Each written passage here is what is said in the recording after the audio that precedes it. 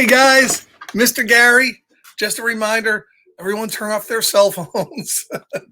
And I often forget to do. It is a beautiful day. I actually had my morning coffee outside on the porch, got a little sun. My hair got a little crazy because I haven't had a haircut in 3 months. So it was just so nice to be outside. So hopefully you guys are starting to get outside. I know it's the end of the school year, and we have 2 more days of Mr. Gary reading stories, and that's it from going every single day reading a story. I might, read a story still once in a while, but we have, I think, 75 stories at least archived that you can go back and watch over and over again. So we have Adrian here and Connor, E.R. Connor. O.R. Connor will be here any minute, I'm sure. So the book I'm reading today is one of Mr. Gary's favorite. Anthony, Justina, hello, and Faith. It's The Lorax by Dr. Seuss. Awesome book and a really good movie. A really, really good movie. And it's one that I hope that they never redo because it was perfect. And most when they redo movies like Willy Wonka, I think they wrecked it. Even though Cat in the Hat, I like the live action Cat in the Hat. So the Lorax. And looking inside there, and that's the Lorax. Hey, Shane.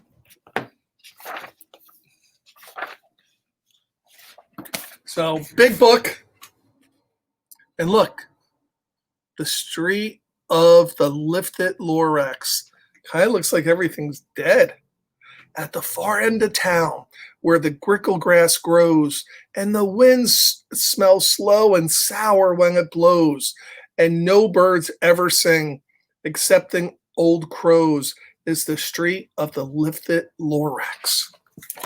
Does not sound like a nice place.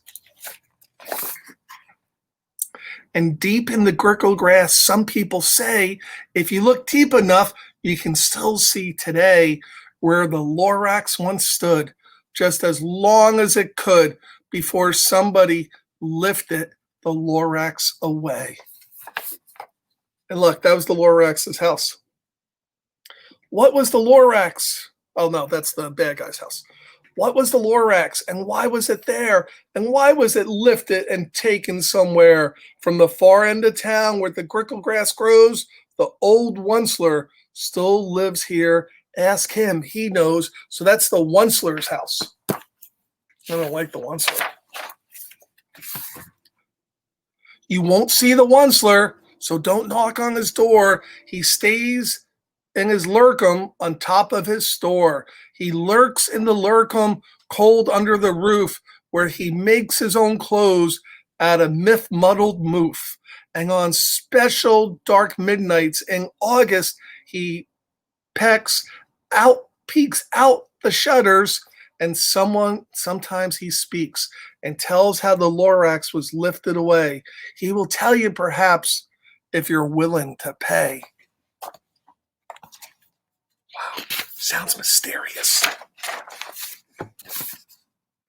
On the end of a rope, he lets down a tin pail, and you have to toss in 15 cents and a nail, and the shell of a great-great-great-grandfather's snail. So look, the little boy put in the nail and the 15 cents, and I think the hardest thing to get is the shell of a great-great-grandfather's snail. Don't know what he wants with those. And look, there's the Onceler. You don't see him, but he takes it. Then he pulls up the pail and makes a most careful count to see if you paid him the proper amount. Then he hides what you paid him away in his snurvy, his secret strange hole in his grovelous glove. Then he grunts, I will call you by whisper mob phone, for the secrets I tell you are for your ears alone. Wow. I'm excited to hear what's going to happen. Slurp, slurp. Down slurps the whisper my phone to your ear, and the old Onceler whispers are not very clear since they have to come down through a snaggerly hose, and he sounds as he had smallest bees up his nose. Now I tell you, he says, when his teeth sounded gray, how the Lorax got lifted and taken away. It all started way back, such a long time back. And look, he has to listen to it through that thing. I'm excited. Oh, wow, it looks pretty back then. Look at that. Much nicer. Way back in the days when the grass was still green and the pond was still wet and the clouds were still clean and the song of the swarmy swans rang out in space. One morning I came to this glorious place and I first saw the trees, all the truffle trees, the bright colored tufts of the truffula trees, mile upon mile in the fresh morning breeze. Look at those trees. They're magnificent. Or as my friend Billy would say, they're marvelous. Simply marvelous. Mr. Gary makes jokes for just himself. Oh, what are those guys called? And under the trees, I saw brown barbaloots frisking about in their barbaloot suits as they played in the shade and ate truffle fruits. Boy, they're having a great time. From the rippleless pond came the comfortable sound of the humming fish humming while splashing around. It just looks like everybody's loving this place. And there's the Onceler wagging. But those trees, all those trees, those truffle trees, all my life I've been searching for trees such as these. The touch of their tufts were much softer than silk, and they had the sweet smell of fresh butterfly milk. Butterfly milk. I didn't know you could milk butterflies. I felt a great leap and a joy in my heart. I knew just what I do, and I unloaded my cart. Uh-oh. I think he wants those trees. And there's the Oncelers. In no time at all, I had built a small shop. Then I chopped down a truffle tree with one chop. And with great skillful skill and with great speedy speed, I took the soft tufts and I knitted a feed. A feed. Need? Feed? Need. That's hard to say for Mr. Gary. So look, all right, there's a whole bunch of trees, and he just chopped down one tree. There shouldn't be any problems just chopping down one tree, right? The instant I finished, I heard a gazump. I looked, I saw something pop out of the stump of the tree I chopped down. It was sort of a man. Describe him? That's hard. I don't know if I can. Oh, look at him. Popped right out of the stump. He was shortish and oldish and brownish and mossy, and he spoke with a voice that was sharpest and bossy.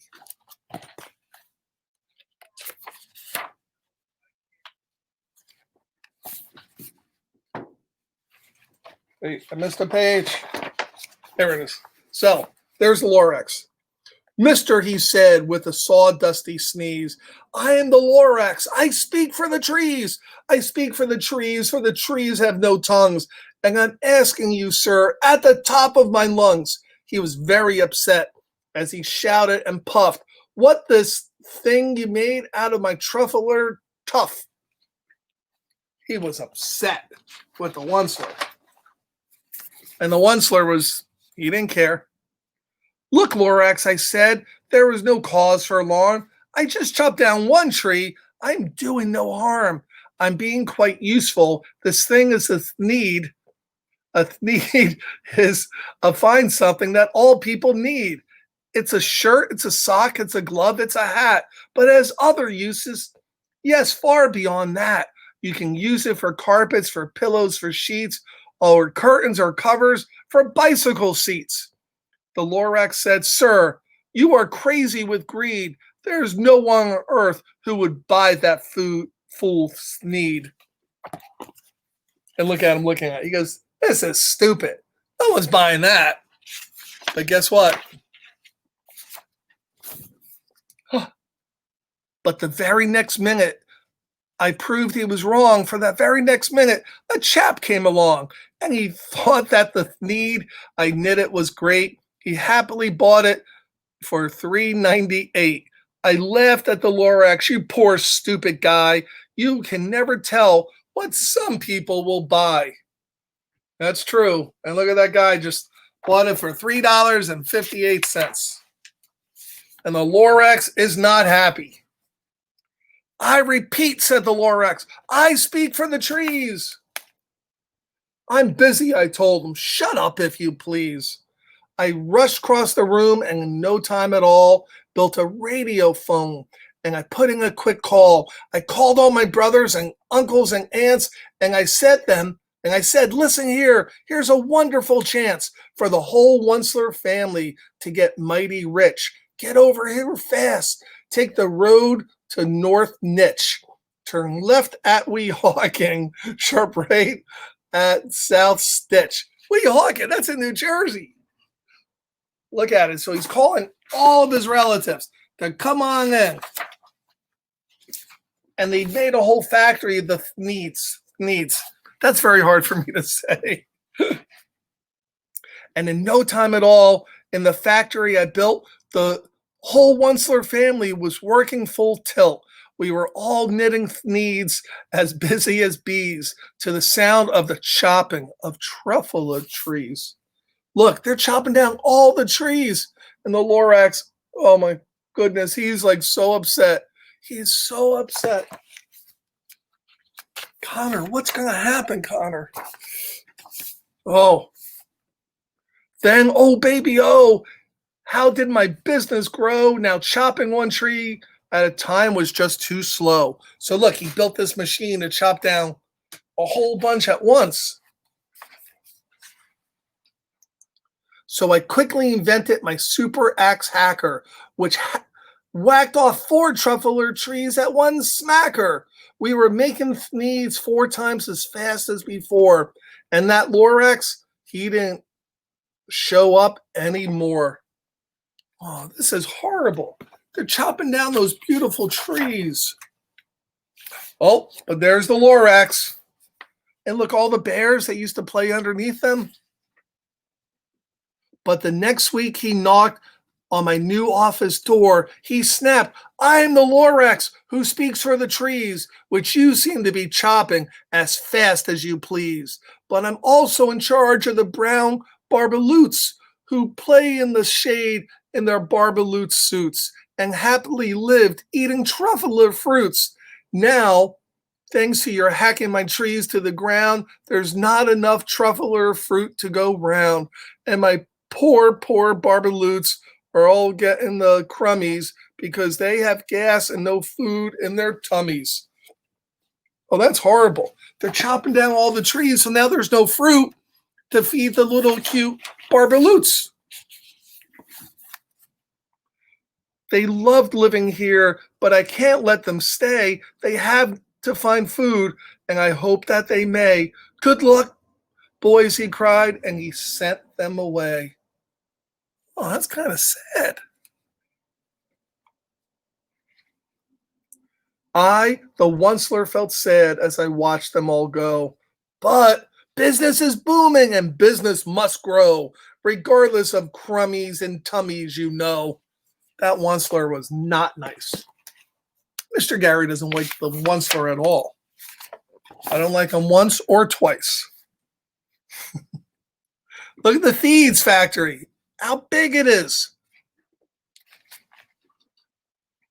I meant no harm. I most truly did not. But it had to grow bigger, so bigger I got. I biggered my factory. I biggered my roads. I biggered my wagons. I biggered the loads. Of the Needs I shipped out, I was shipping them forth to the south, to the east, to the west, and to the north. I went right on biggering, selling more Thieves, and I biggered more money, which everyone needs. I think all he cares about the money and not the bunnies. Look at it. Uh-oh. Then again he came back, the Lorax.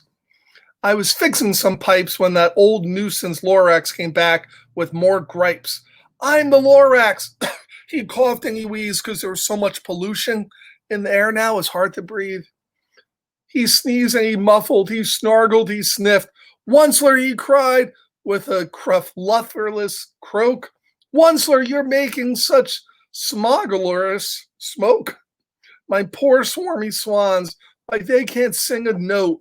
No one can sing who has smog in their throat. And look at all those poor swans.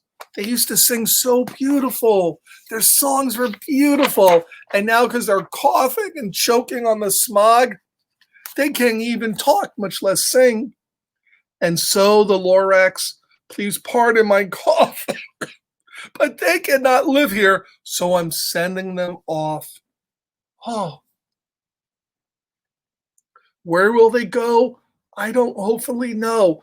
They may have to fly for a month or a year to escape from smog that you smoggled up around here.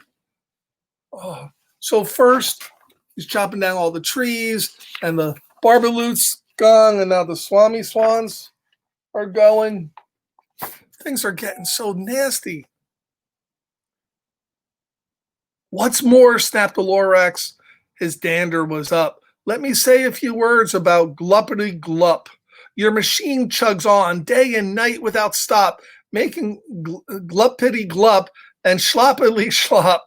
And what do you do with this leftover goo? I will show you, you dirty old onceler, you. So what does he do with all that junk that he makes that he has to throw away? Where do you think he throws it, Faith? You think he throws it in the nice garbage can? Or do you think he does something really bad with it? Oh, really bad with it. Look, he's dumping it in the river right on top of the beautiful fish. You're glumping the pond where the humming fish hummed. And no more can they hum, for their gills are all gummed. So I'm sending them off. Oh, their future is dreary. They will walk on their fins and get woefully weary in search of some water that isn't so smeary. So look, all the fish had to leave, and they were hopping. Oh, this is just not good at all. And the Lorax is pleading with the onceler. And again, I got mad. This is the onceler. I got terribly mad. I yelled at the Lorax. Now listen here, Dad. If you do a yap and say bad, bad, bad, bad, well, I have my sights, sir, and I'm telling you now, I intend to go on doing just what I do. And for your information, you Lorax, I'm figuring on biggering and biggering and biggering and biggering, turning more truffle of trees into needs, which everyone needs. Oh, that's pretty intense. It's getting hot in here. I'm going to turn my fan off. Uh-oh. Look at the forest.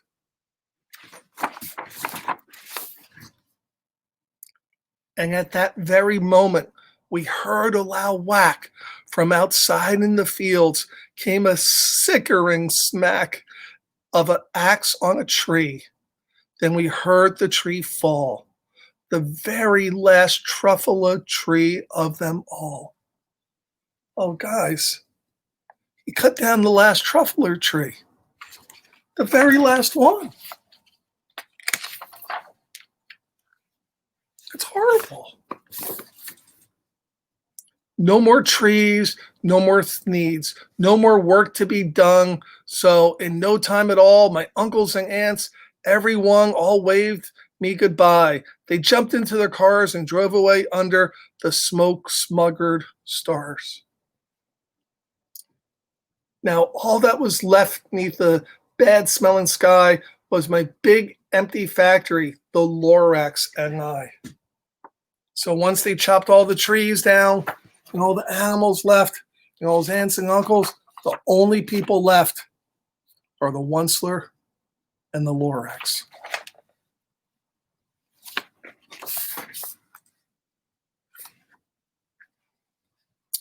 The Lorax said nothing. He just gave me a glance, just gave me a very, very sad backwards glance.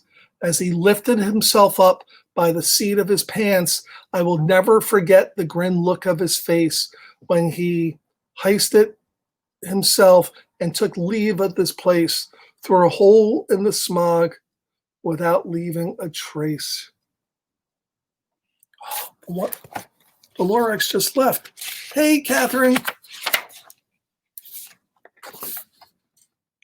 And all that the Lorax left here in this mess was a small pile of rocks with one word, unless. Whatever that meant, well, I just couldn't guess. So the Lorax left, the man who spoke for the trees, the barbalooks and the swing swans and the fishies. He left a little patch of dirt and one word, unless. That was this is the Onceler talking to the little boy. That was a long, long ago, but each day since that day, I sat here and I worried and worried away. Through the years while my buildings have fallen apart, I worried about it with all of my heart.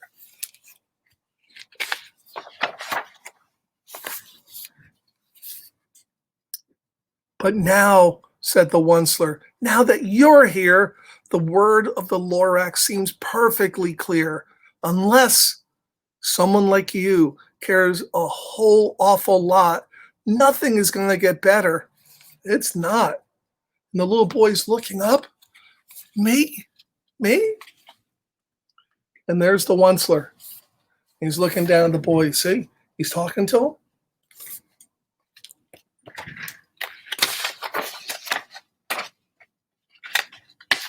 Last page, guys. Last page. Mr. K's fingers are too big to turn the last page. Oh. Here we go. And look, the Onceler throws the little boy something. What could it be? So, Ketch calls the Onceler, and he lets something fall. It's a truffula seed. It's the last one of all. You're in charge of the last of the truffula seeds, and truffula trees are what everybody needs. Plant a new truffula, treat it with care, give it clean water, feed it fresh air, grow a forest, and protect it from axes that hack. Then the Lorax and all of his friends may come back. I love that story. I love that story. And there's a lot of stuff to that story. So you got this Onceler guy, right? All he cares about is himself and making money. And he doesn't care what happens to people around him, or he's making stuff dirty and smelly, or killing all the trees, or making the bears and the birds and the fish get sick and have to move away. He doesn't care because he was just worried about himself. And when you don't care about anybody but yourself, guys, bad things happen, because the best thing is when we all help each other. You need help, guess what? I'm going to help you. And you know what that does? Maybe when I need help, you might help me. And so if we all help each other, what a wonderful, wonderful world this could be, So the Onceler gave that one seed to that little boy. One seed is all it takes. And you could be that small child. So if you see something that needs to get done, so often there's so much stuff that needs to get done, right? And we think, oh, that's too much. Maybe somebody should fix it. Hey, how about those guys over there? Come over, you fix this thing. But you know what? Most things, almost every single thing in the whole world that gets done for good starts with one seed of one person thinking, I need to do something about this. And that person could be you. Good? In fact, I think it probably is. So keep that in mind. Try to be better every single day. It's all we can do, and help out others along the way. I love reading these stories to you. I can't wait to see all my friends again so soon. And I hopefully you enjoyed the book, The Lorax, Mr. Gary's. I think this might be one of my favorite top 5 books, definitely. The Lorax by Dr. Seuss. If you get a chance, you can watch the movie on TV with mom and dad as well. It's a really, really good message.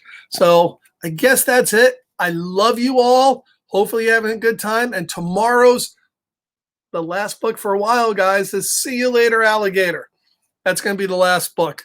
I might have a second book followed right after, P is for Poop. Depends if you want to hear a disgusting book or not. You have to let me know. But I'm definitely reading See You Later, Alligator tomorrow. Really, really cute book. Oh, guys, today. Oh, my goodness. Today at 1 o'clock, Dan from Zoo Jersey's coming with a bunch of animals. You got to check them out. So set Alexa, Alexa, set alarm for 1 p.m. No, my Alexa's not plugged in. But if my Alexa, your Alexa, ready? Alexa, set alarm for 1 p.m.